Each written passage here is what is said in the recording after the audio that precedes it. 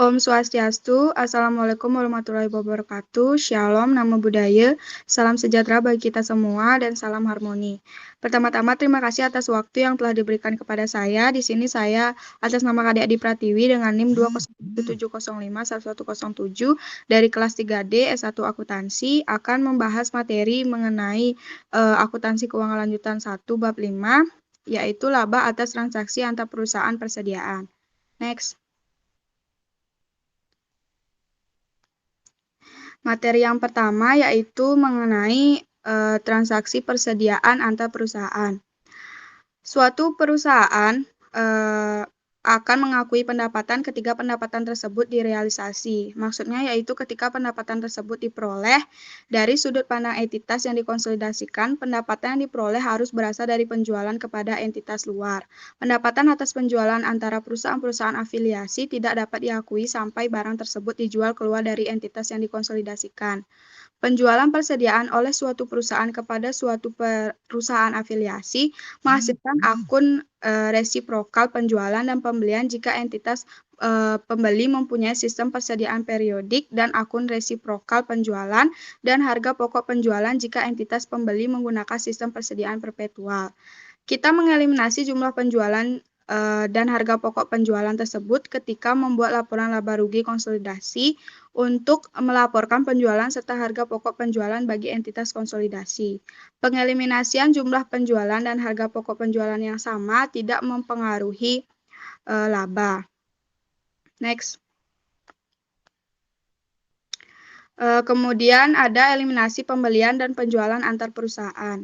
Nah, penjualan dan pembelian antar perusahaan akan dieliminasi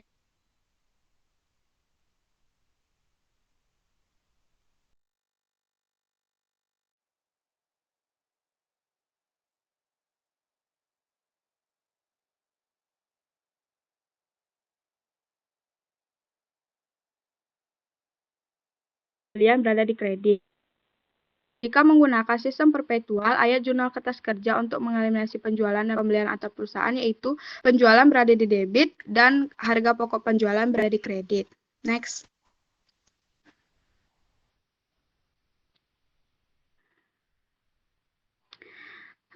Kemudian ada ilustrasi atau contoh kasus mengenai eliminasi pembelian dan penjualan antar perusahaan.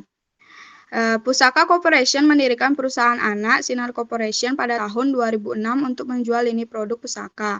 Semua pembelian Sinar berasal dari pusaka dengan harga 20% di atas harga perolehan pusaka. Selama tahun 2006, pusaka menjual barang dagangan senilai $20.000 kepada Sinar dengan harga $24.000 dan Sinar menjual semua barang dagangannya pada para pelanggannya dengan harga $30.000. Ayat jurnal yang berhubungan dengan barang dagang pada pembukuannya terpisah sebagai berikut. Yang pertama, pembukuan pusaka. Jurnal yang pertama untuk mencatat pembelian kredit dari entitas lain, yaitu persediaan berada di debit sebesar $20.000 dan hutang dagang berada di kredit sebesar $20.000. Ayat jurnal yang kedua untuk mencatat penjualan antara perusahaan kepada Sinar, yaitu piutang usaha berada di debit sebesar $24.000 dan penjualan berada di kredit sebesar $24.000. Ayat jurnal yang ketiga yaitu untuk mencatat harga pokok penjualan kepada Sinar, harga pokok penjualan berada di debit sebesar $20.000 dan persediaan berada di debit sebesar $20.000. Next.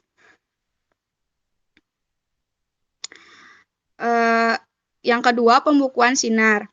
Ayat jurnal yang pertama untuk mencatat pembelian antar perusahaan dari pusaka, yaitu persediaan berada di debit sebesar $24.000 dan hutang dagang berada di kredit sebesar $24.000. Ayat jurnal yang kedua untuk mencatat penjualan kepada entitas lain. Piutang usaha berada di debit sebesar $30.000 dan penjualan berada di kredit sebesar $30.000.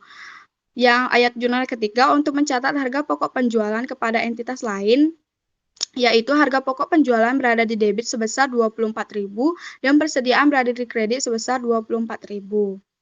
Nah, karena pusaka dan Sinar dianggap sebagai entitas tunggal untuk tujuan pelaporan, penjualan dan harga pokok penjualan gabungan disajikan terlalu besar sejumlah $24.000. Kelebihan tersebut akan dieliminasi dalam kertas kerja konsolidasi. Next. Nah, Berikut eliminasi kertas kerja konsolidasi. Di situ terdapat penjualan dari pusaka sebesar 24.000, kemudian dari sinar sebesar 30.000. Penyesuaian dan eliminasi sebesar 24.000, maka jumlah konsolidasinya sebesar 30.000. Kemudian ada harga pokok penjualan dari pusaka sebesar 20.000, dari sinar sebesar 24.000, lalu penyesuaian dan eliminasinya sebesar 24.000, maka konsolidasinya sebesar 20.000. Kemudian laba kotornya dari pusaka sebesar 4.000 dan dari sinar sebesar 6.000. Maka diperoleh laba kotor konsolidasi sebesar 10.000.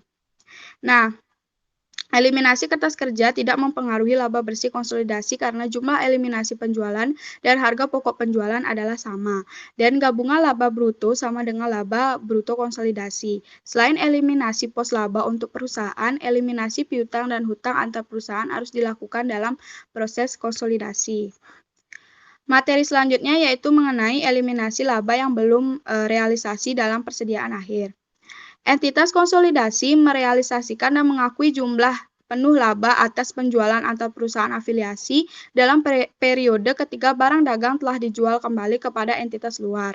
Sebelum penjualan kembali itu terjadi, setiap laba atau rugi atas penjualan antar perusahaan belum direalisasi dan pengaruhnya harus dieliminasi dalam proses konsolidasi. Nah, contoh kasusnya yaitu selama tahun 2007, Pusaka menjual barang dagang senilai $30.000 kepada Sinar seharga $36.000. Dan Sinar menjual semua kecuali $6.000 dari barang dagangnya kepada para pelanggannya dengan harga $37.500. Ayat jurnal yang berhubungan dengan transfer barang dagang antar perusahaan selama tahun 2007 adalah next. Nah, yang pertama pembukuan pusaka. Ayat jurnal yang pertama untuk mencatat pembelian kredit dan entitas lain yaitu persediaan berada di debit sebesar 30.000 dan hutang dagang 10.000. Dan jurnal untuk mencatat penjualan kepada Sinar yaitu piutang usaha berada di debit sebesar 36.000 dan penjualan berada di kredit sebesar 36.000. Ayat jurnal yang ketiga yaitu untuk mencatat harga pokok penjualan kepada Sinar yaitu harga pokok penjualan berada di debit sebesar 30.000 dan persediaan kredit berada di kredit sebesar 30.000. Yang kedua ada pembukuan Sinar. Ayat jurnal yang pertama untuk mencatat pembelian antar perusahaan dari pusaka yaitu persediaan berada di debit sebesar 36.000 dan hutang dagang berada di kredit sebesar 36.000. Jurnal yang kedua untuk mencatat penjualan kepada entitas lain yaitu piutang usaha berada di debit sebesar 37.500 dan penjualan berada di kredit sebesar 37.500. Ayat jurnal yang ketiga untuk mencatat harga pokok penjualan kepada entitas lain yaitu harga pokok penjualan berada di debit sebesar 30.000 dan persediaan berada di kredit sebesar 30.000. Next.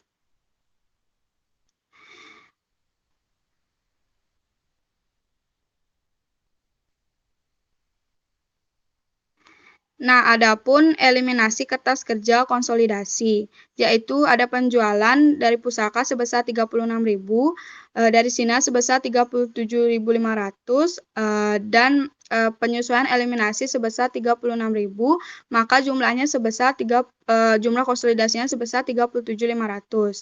Kemudian ada harga pokok penjualan dari pusaka sebesar 30.000, dari Sinar sebesar 30.000, kemudian penyesuaian dan eliminasi sebesar 1.000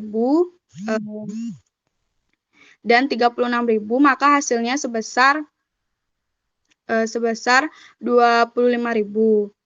Kemudian ada laba kotor sebesar 6.000 dan dari pusaka dan dari Sinar sebesar 7.500, maka laba kotor konsolidasinya sebesar 12.500. Kemudian ada neraca persediaan dari Sinar sebesar 6.000 dan penyesuaian dan eliminasi sebesar 1.000, maka jumlah konsolidasinya sebesar 5.000. Jurnal eliminasi dalam kertas kerja oleh Pusaka Corporation adalah sebagai berikut. Yang A, penjualan resiprokal atau dari pusaka ke Sinar yaitu penjualan sebesar $36.000. Jurnalnya yaitu penjualan berada di debit sebesar 36.000 dan harga pokok penjualan berada di kredit sebesar 36.000. Kemudian yang kedua, laba yang belum direalisasi pada persediaan akhir tahun masih tersisa sebesar 1.000 atau 1/6 dari harga transfer sebesar 6.000. Jurnalnya yaitu harga pokok penjualan berada di debit sebesar 1.000 dan persediaan berada di kredit sebesar 1.000. Next.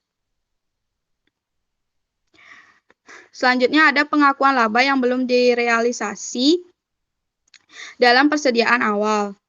Laba yang belum direalisasi dalam persediaan akhir akan direalisasi ketika barang dagang dijual kepada pihak di luar entitas konsolidasi. Realisasi terjadi pada periode fiskal berikutnya, sehingga pengakuan ditunda sampai tahun berikutnya. Pengakuan laba yang belum direalisasi mengharuskan kredit pada harga pokok penjualan pada kertas kerja karena jumlah persediaan tercermin dan harga pokok penjualan jika sistem perpetual yang digunakan. Nah, berikut ada contoh kasus untuk transaksi pengakuan laba yang belum direalisasi pada persediaan awal. Nah, contoh kasusnya, selama tahun 2008, Pusaka Corporation menjual barang dagang senilai $40.000 kepada Sinar dengan harga $48.000 dan Sinar menjual 75% dari barang dagang tersebut dengan harga $45.000. Sinar juga menjual barang dagang dari persediaan awal sebesar $6.000 kepada para pelanggannya dengan harga $7.500. Ayat jurnal yang berhubungan dengan barang dagang yang ditransfer antar perusahaan yaitu next. Yang pertama, pembukuan pusaka. Ayat jurnal yang pertama untuk mencatat pembelian kredit dari entitas lain yaitu persediaan berada di debit sebesar 40.000 dan hutang dagang berada di kredit sebesar 40.000. Kemudian ayat jurnal yang kedua untuk mencatat penjualan kepada Sinar yaitu piutang usaha berada di debit sebesar 48.000 dan penjualan berada di kredit sebesar 48.000.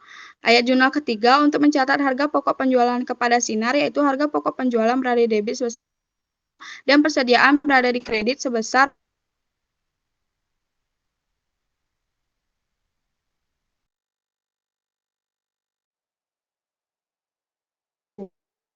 sebesar 48.000. Nah, dan antar perusahaan dari pusaka. Kemudian ayat jurnal yang catat penjualan kepada entitas lain sebesar 45.000 dan 7.500.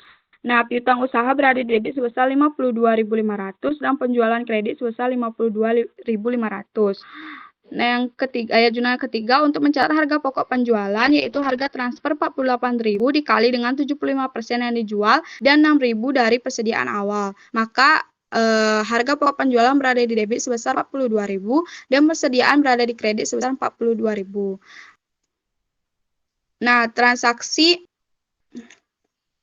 next. Nah, transaksi penjualan dan pembelian oleh Pusaka dan Sinar sebagai entitas konsolidasi berakibat pada akhir tahun 2008.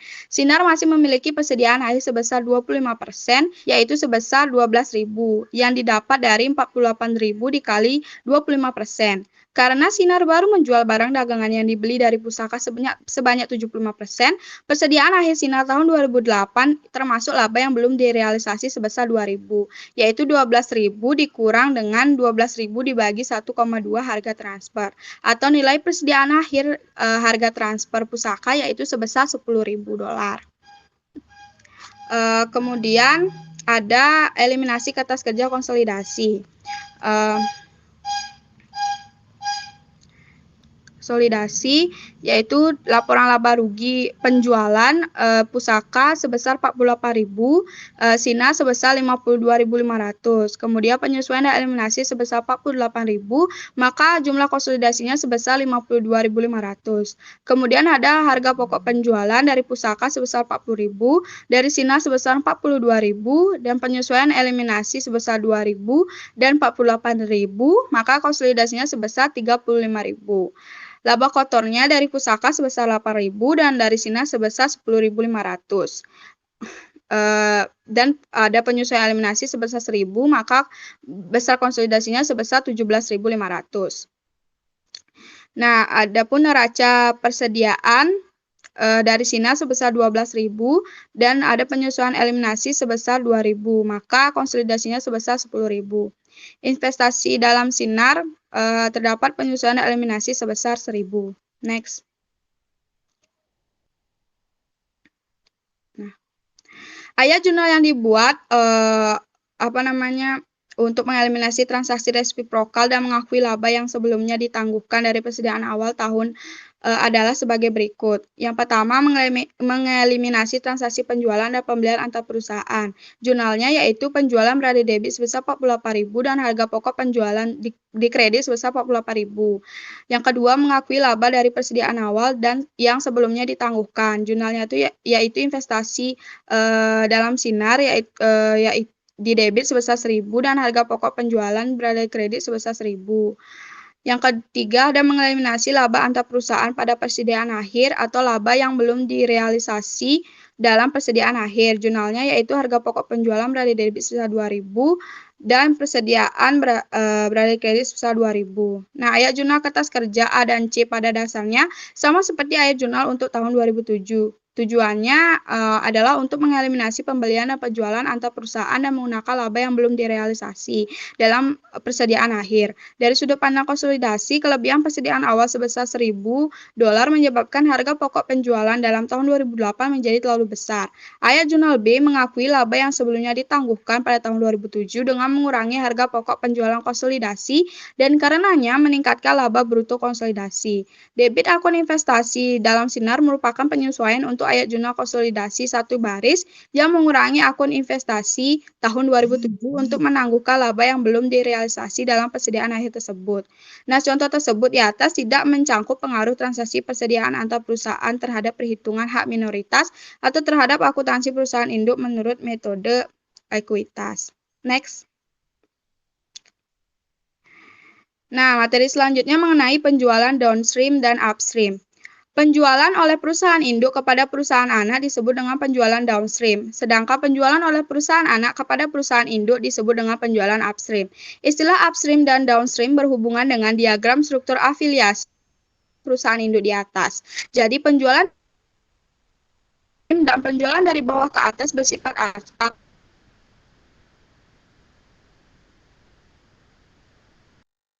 dan harga pokok penjualan resiprokal tanpa memandang apakah penjualan tersebut bersifat upstream atau downstream.